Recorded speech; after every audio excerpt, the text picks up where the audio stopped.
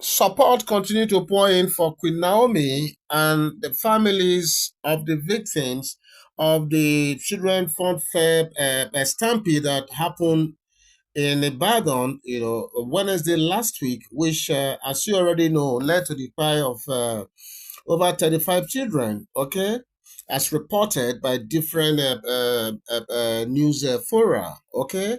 But the thing is, a lot has happened since that time because, like we reported some time ago, immediately that thing happened, Queen Naomi, together with her other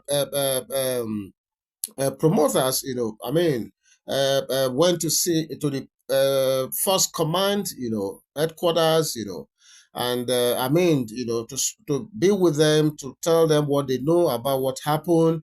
That is the standard practice. Like I continue to say, because when anything goes wrong in a place, it is the organizers that should turn themselves in, ab initio. And I think that is what Queen Naomi did, in spite of the severe shock, that was reported, that happened, because she was shocked beyond measure.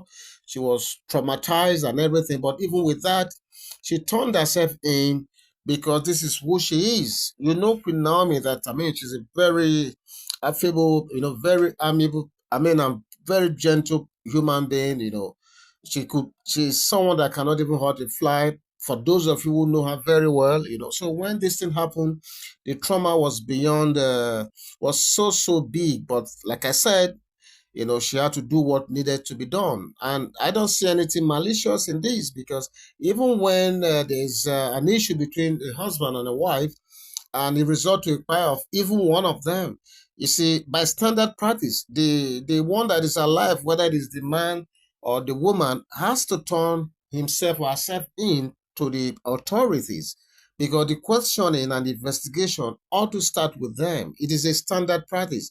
So I know that the media is awash with so many headlines, screaming headlines of arrest, blah, blah, and the rest. But the thing is, that was not what happened.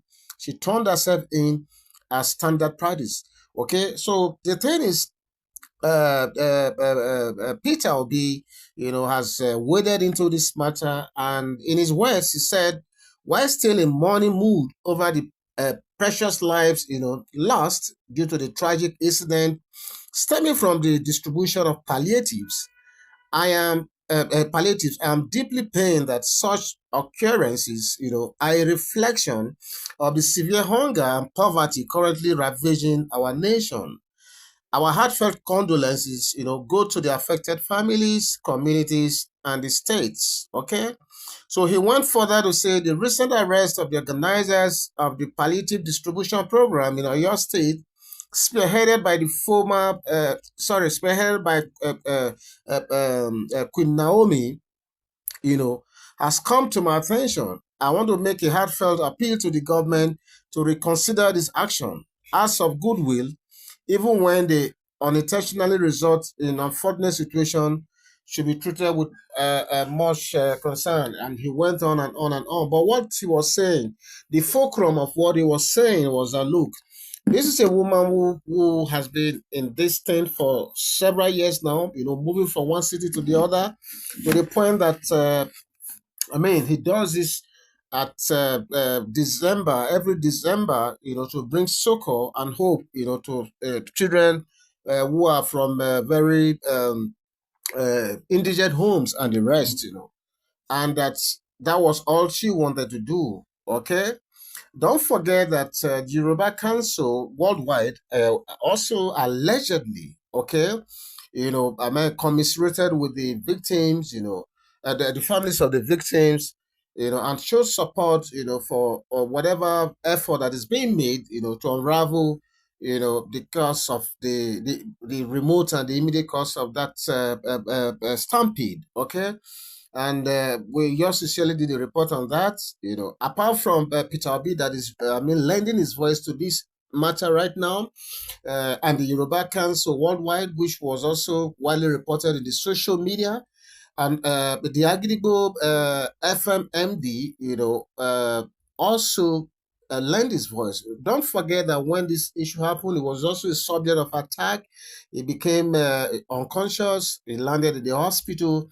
And right there, I mean, from the report we gathered, they said he was even on drips, But eventually, when he was able to say one or two things, he confirmed the fact that all Queen Naomi wanted to do, was to put smiles in the faces of these kids, and that everything was set for 5,000 of them.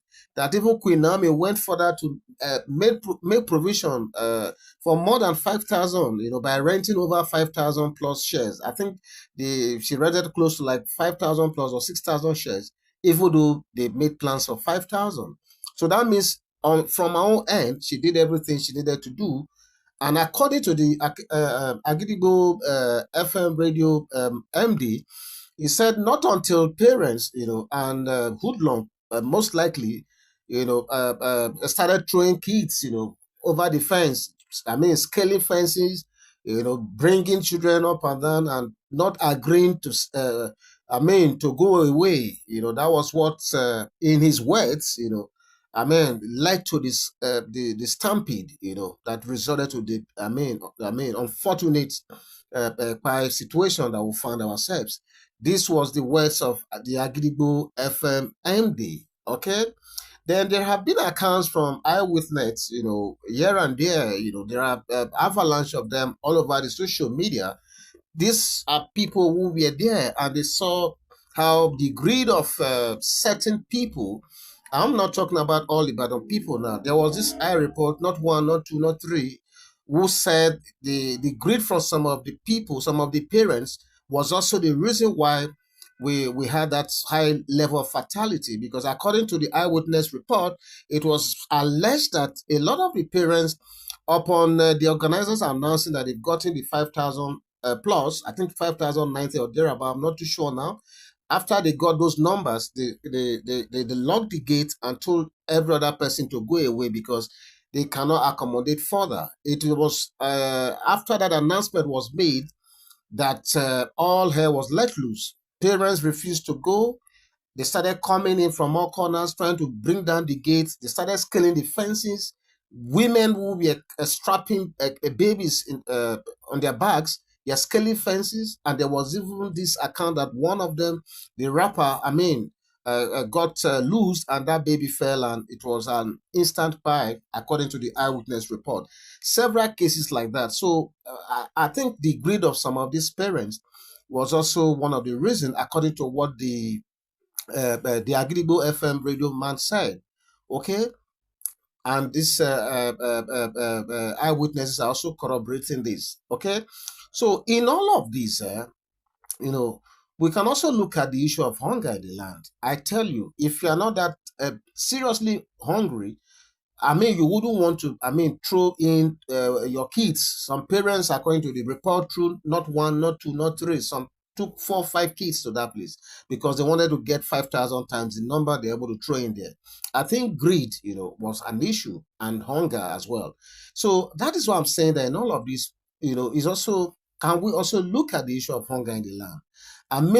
The sociological dimension to this whole national embarrassment, because this did not just happen in Ibadan, it also happened in Okija, I think somewhere in Anambra State, and it also happened right in the heart of the capital city of Nigeria, Maitama. For those of you who know Maitama very well, that is where you have the big boys and the big ladies.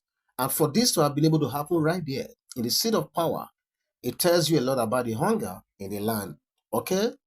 And according to the report, it was this hunger, that contributed to the crowd was surging so heavily, that resorted to the stampede that we saw all over the social media.